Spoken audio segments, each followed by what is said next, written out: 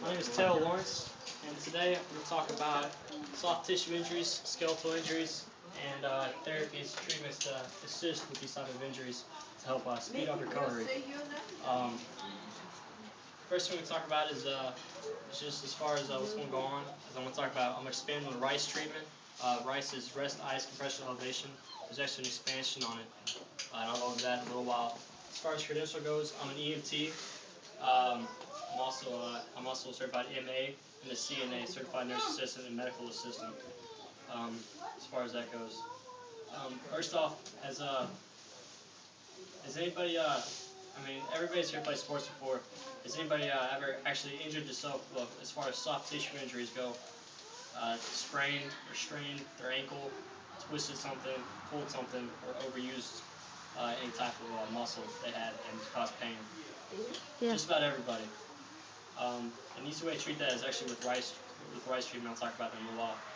First thing I want to go over is how to recognize soft tissue injuries and against skeletal injuries.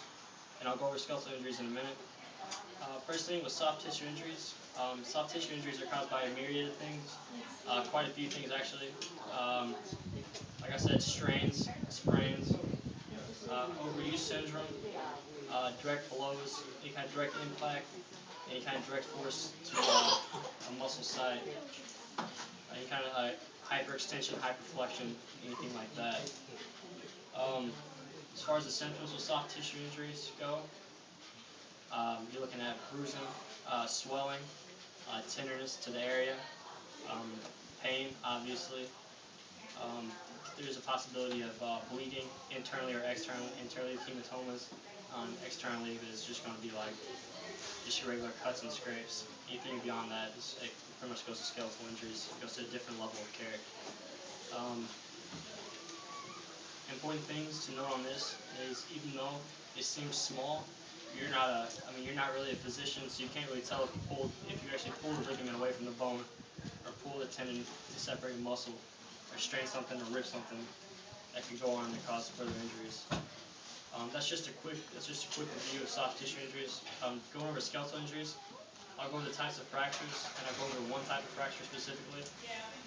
With skeletal injuries, it's going to be the obvious ones. So your open fractures, your closed simple fractures, and your green stick fractures, the ones I'm going to go over. The open fractures, it's pretty obvious what type of fracture an open fracture is. If you got a bone sticking out of your skin and you're bleeding everywhere, it's pretty bad. You're pretty much just going to call an ambulance. You're not even worried about it. Another type of fracture is a closed fracture. It's where you got something, it's where it's sticking out. It's a pretty easy way to see it. Excessive laxity of the affected area. So if you say you broke your arm, you could bend it, twist it certain ways that you normally wouldn't be able to. Open, as far as a closed fracture, what seems like an open. Sometimes you actually have bones sticking out, poking through the skin, but doesn't necessarily break the skin. Once again, with something like that, there's not really much first intermediate level treatment you could possibly do to help with that. Another one I was going to go over is green stick fractures. Green stick fractures happen mainly in children under the ages of 7 because their bones haven't formed all the way yet, they haven't calcified, and they still have the elasticity. They're real elastic. So it's like if you take a stick, you just pull a tree off a tree and you break it in half, it's going to split half in the middle, and it's going to stay. That's a green stick fracture. That means it happens in children. And it takes quite a bit of force to actually cause that kind of fracture on children. So the first ones we look at is actually child abuse for that. Or that's a whole other topic. We won't even get into that. So now that you can tell and have an idea of the difference between soft tissue injuries and skeletal injuries, now we'll actually go over the RICE treatment and expand upon that itself. The first thing with the expanded RICE treatment is P for protection. Protection mainly because you don't want to re-injure or cause any excessive injuries or build upon injuries you already have. The next thing is rest. It's really important to rest, mainly due to the fact that if you rest, that muscle can heal. If you overuse that injury, if you overuse that muscle while it's injured, you're obviously going to it's going to have a prolonged healing effect. It's going to take a lot longer to heal, and that's more pain and more time and more problems you got to deal with. The third thing is ice. Ice is really important. It's your first line of defense against swelling, inflammation, and pain. The important thing about ice is that you don't ever want to directly touch the ice pack to your skin because that'll cause superficial injuries. You want to put it, wrap it up in cloth or something like that, and that'll help the swelling and stuff like that.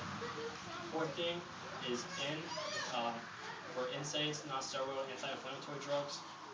Your Motrin, ibuprofen, same thing. Naproxen, Aleve, same thing, and Tylenol. Those are your first line of defense for pain and swelling as far as drugs go. Don't take them if you actually have stomach problems or anything like that. They can actually cause a lot of problems within the digestive tract.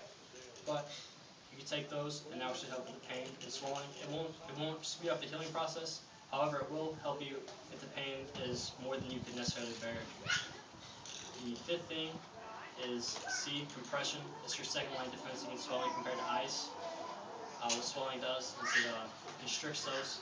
If you've never done any kind of ace bandages or any rest like that, Google it, look it up first. You never want to do it too tight because it'll actually cut off the blood flow to the selected area, and it'll end up causing you a lot more problems than you already had originally. The last thing you want to do is elevation, and with elevation what happens is you elevate that area above your blood, or above your heart, and it increases venous blood flow back to your heart. It gets all that swelling out there and helps form it. That pretty much concludes the expanded rice treatment, otherwise known as PRINCE. It's a really easy way to remember it.